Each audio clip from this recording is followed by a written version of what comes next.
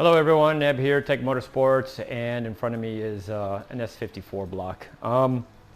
How this block got here, let me summarize. So I have I think it's a 2004 E46 M3 that was dropped off, and all I was supposed to be doing was rod bearings and a VANOS swap out. I was going to get a new a bulletproof VANOS unit. So what I had to end up doing is I had to get to the VANOS unit, remove it so I could go ahead and send it out as a core if the new one was coming. So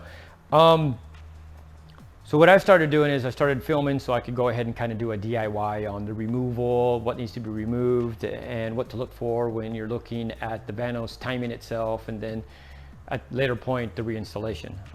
As you can see, the reinstallation of the VANOS unit is going to come a little later.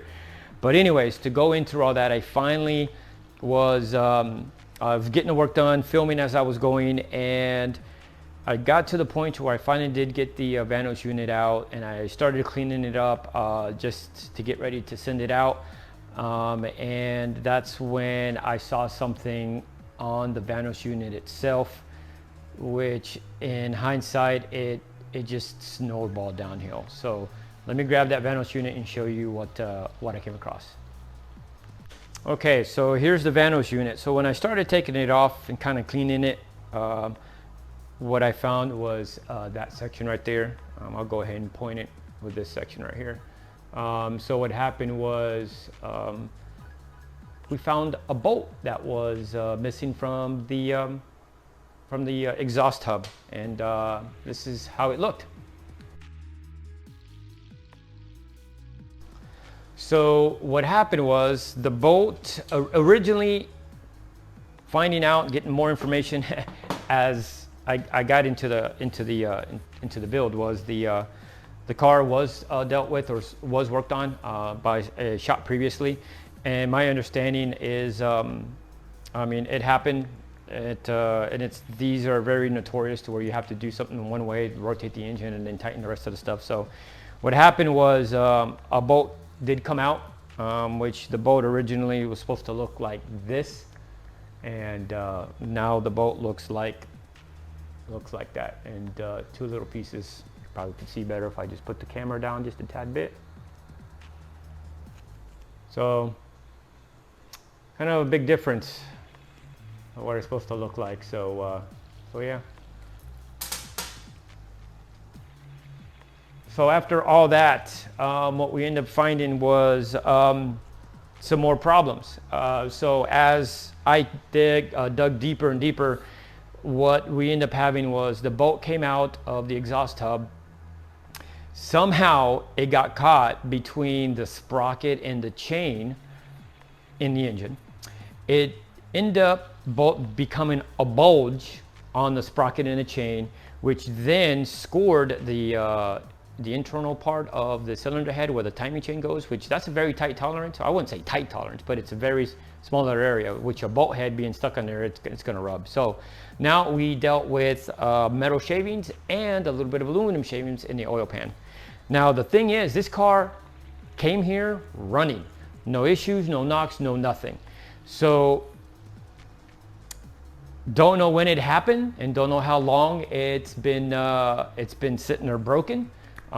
So to get a little bit further, then what I ended up doing is I stopped at that point. We had to kind of figure out where we were going to go. We realized where we needed to go, and at that point I'm like, okay, now I could just go ahead, and at that point it didn't look as bad. So I went ahead and started taking the bottom of the oil pans so I could start looking at doing the rod bolts, or sorry, not the rod bolts, but the rod bearings. As I took the oil pan down, I know I was looking for something, so I'm sitting there looking in, and sure enough, I could hear the bolt in there. So I finally cleaned it all out, got the bolt out, and I'm like, wow! And I saw how chewed up it was. So when I saw how chewed up it was, that's when I started looking even more in depth into the front timing cover, and that's when we found that the timing guide on the back, on the intake side, the really big one, that was chewed up as well, the plastic and the aluminum that it's made out of. So that caused an issue. Once I rotated the crank at that point, and I was able to rotate it and trying to look for any signs on the timing chain. I didn't find anything at that point. So it's like we were going back and forth. I need to take it out to inspect the inside and outside with it just in my hand. So what I even have to do is we had to take the whole timing cover off just to see where we're at. And at that point, we haven't got to this point yet. So we ended up starting having to take the timing cover off. We ended up having to take the harmonic balancer off, and that's when it got even worse. So when I was trying to take the harmonic balancer out, what I heard was a little metal piece or something metal that fell down, and it landed on my aluminum drip pan that was underneath the motor. And I heard that, and I'm like, well, that's weird. So I finally took everything completely off and looked down at the crank hub right here, which I'll show you what I found real quick. Follow me. So technically what we ended up finding was that section right there. So that's the pilot pin for the crank that was sheared off. And when I took the harmonic balancer out, it just fell on that grip pan right there, looking a little dirty, but I haven't cleaned it. So that is pressed in, and technically we had to get another one or order another one, which, as you can see, there's that piece that fell out. So it just sheared completely off, and if I'm looking at it, there's no damage, no nothing. So what I'm thinking happened is just the vibration of it all, of the that bolt being stuck in there might have just caused it to where it sheared it off. The bolts were tight, so the bolts were not loose or anything of that sort. But at that point, because we ended up seeing that the timing cover or the timing chain guide itself was damaged, you cannot remove that timing cover off without removing the head. So technically at that point, I just dropped the whole subframe, pulled everything out, and then started working on removing of the head. So at this point, we're communicating back and forth, and like I told him, we're gonna have to look at the cylinders, and we won't know in what direction we wanted to go, because originally a rebuild was not in a page at all whatsoever. But guess what? It's gonna get rebuilt. Let me show you why. Okay, so a little bit more in depth in the motor. This engine has about 74,000 miles, and I did not mention earlier that this is a forced induction engine. So this engine has a supercharger and uses meth. So this is what I'm about to show you is just some of the spots on the cylinders. Every single cylinder, this is the intake side that we're looking at, has those little spots.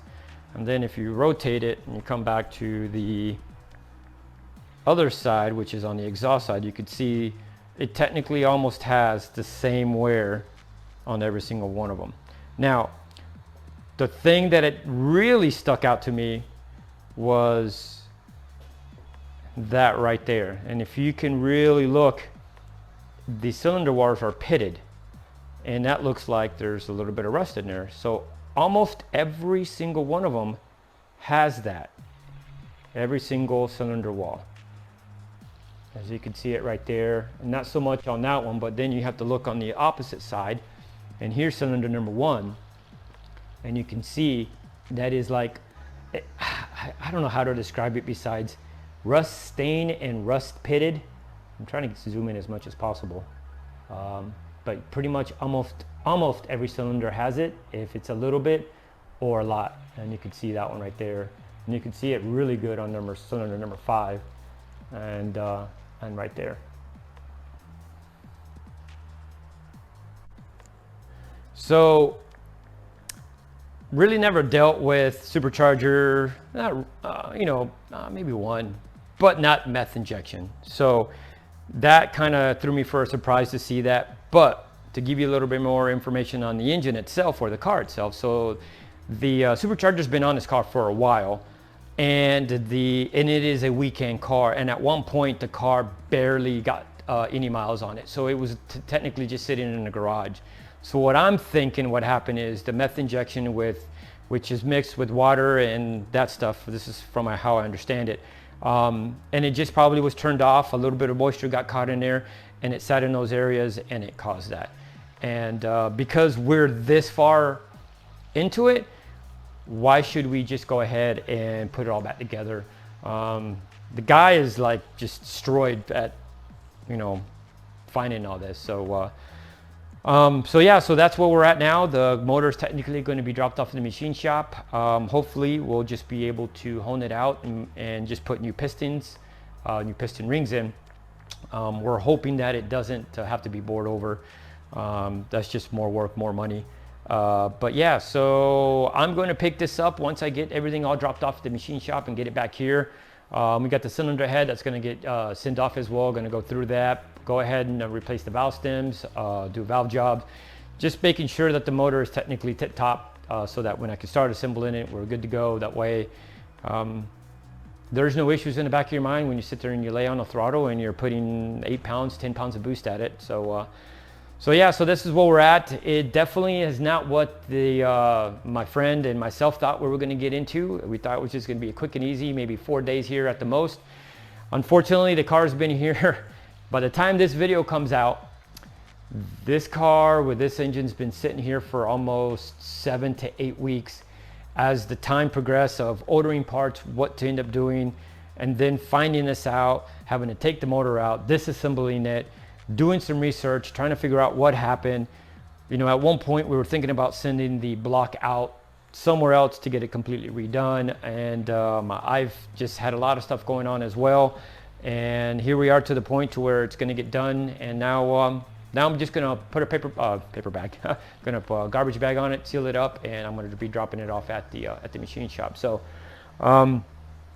like I stated earlier, there was some footage that I put on there, and I'm going to try to figure out how to put a whole video together on that. So most likely I'm going to pick up from here, and instead of a disassembly, kind of more of an assembly of the engine and put it back into place. But the timing thing, I'm going to try to figure that part out. Maybe I could still do a VANOS timing video.